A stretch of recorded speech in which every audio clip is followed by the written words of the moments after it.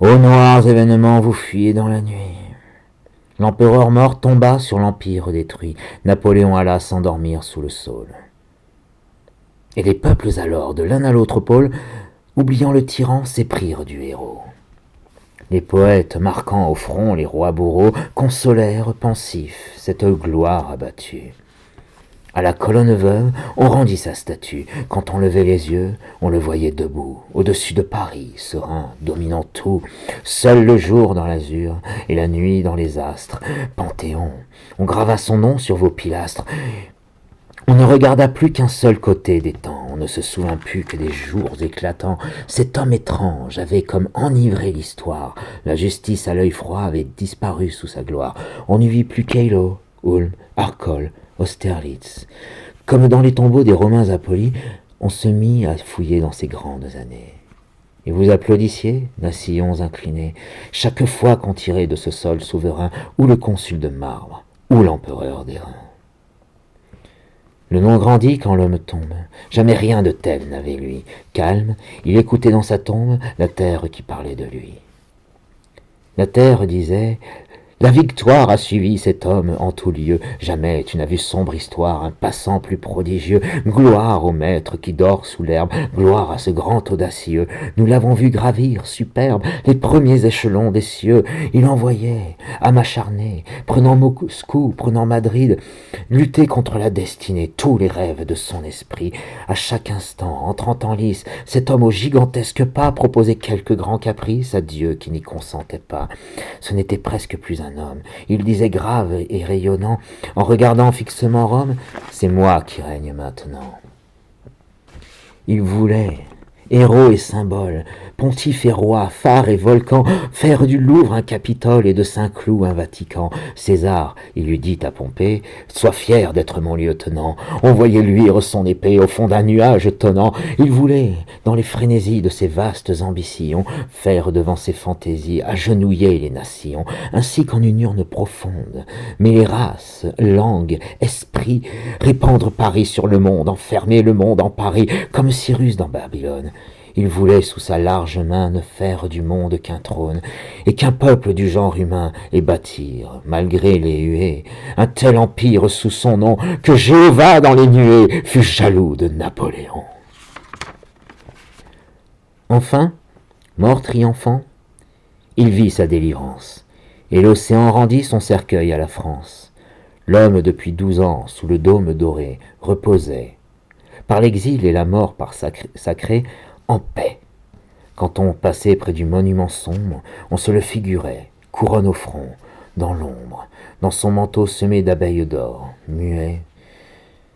Couché sous cette voûte où rien ne remuait, lui, l'homme qui trouvait la terre trop étroite, les sceptres en sa main gauche et l'épée dans sa droite, à ses pieds le grand aigle, ouvrant l'œil à demi, et l'on disait: c'est là qu'est César endormi.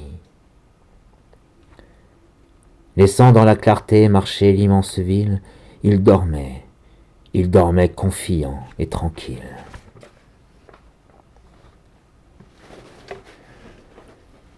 Une nuit, c'est toujours la nuit dans le tombeau. Il s'éveilla, luisant comme un hideux flambeau. D'étranges visions emplissaient sa paupière, des rires éclataient sous son plafond de pierre. Livide, il se dressa, la vision grandit. Ô terreur! Une voix qu'il reconnut lui dit: réveille-toi!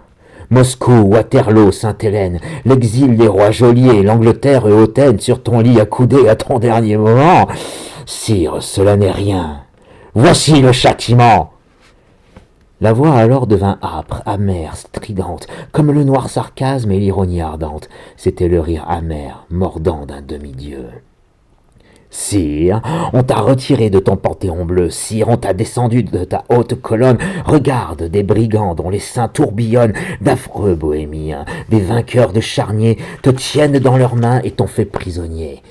À ton orteil d'airain, leurs pattes infâmes touchent, ils t'ont pris. Tu mourus comme un astre se couche, Napoléon le grand empereur. Tu renais, Bonaparte, écuyer du cirque Beauharnais. Te voilà dans leur rang, on te harnache. Ils t'appellent tout au grand homme, entre eux, ganache. Ils traînent sur Paris qui les voit s'étaler, des sabres qu'au besoin ils sauraient avaler. Aux passants attroupés devant leur habitacle, ils disent « Entends-les, empire à grand spectacle ! Le pape est engagé dans la troupe, c'est bien, nous avons mieux, le czar en est. Mais ce n'est rien, le czar n'est qu'un sergent, le pape n'est qu'un bronze, nous avons avec nous le bonhomme de bronze, nous sommes les neveux du grand Napoléon. » Et foule, maniants, rouchers, parieux, caméléons font rage. Ils vont montrant un sénat d'automates. Ils ont pris de la paille au fond des casemates pour empailler ton aigle, lui qui si haut plana. Et du champ de bataille, ils tombent au champ de foire. Ayant dévalisé la France au coin d'un bois, ils ont alors haillon du sang, comme tu vois. Et dans son bénitier, Cibourg lave leur linge.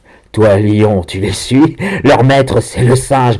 Ton nom leur sert de lit, Napoléon Ier. On voit sur Austerlitz un peu de leur fumier. Ta gloire est un gros vin dont leur honte se grise. Cartouche, essaye aimer ta redingote grise. On quête des liards dans le petit chapeau. Pour tapis sur la table, ils ont mis ton drapeau. À cette table immonde où le grec devient riche. Avec le paysan, on boit, on joue, on triche. Tu te mets le compère à ce tripot hardi, et ta main, qui tenait l'étendard de Lodi, cette main qui portait la foudre, ô Bonaparte, aide à piper les dés et fait sauter les cartes. Ils te forcent à boire avec eux, et Carlier pousse amicalement d'un coup de familier votre majesté, sire, et piétrit dans son antre.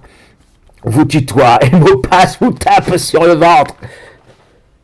Faussaires, meurtriers, escrocs, forbans, voleurs, ils savent qu'ils auront comme toi des malheurs. Leur soif en attendant vide la coupe pleine. À ta santé, Poissy trinque avec sa Télène. Regarde, bal, sabbat, fête matin et soir.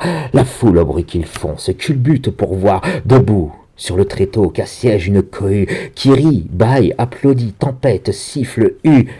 Entourés de pasquins agitant leurs grelots, commencer par Homère et finir par Callot. Épopée, épopée, oh quel dernier chapitre! Près de trop-plomb paillasse et de baroches-pitres, devant cette baraque, abjecte et vil bazar où mandrin mal lavé se déguise en César, riant l'affreux bandit dans sa moustache épaisse. Toi, spectre impérial, tu bats la grosse caisse!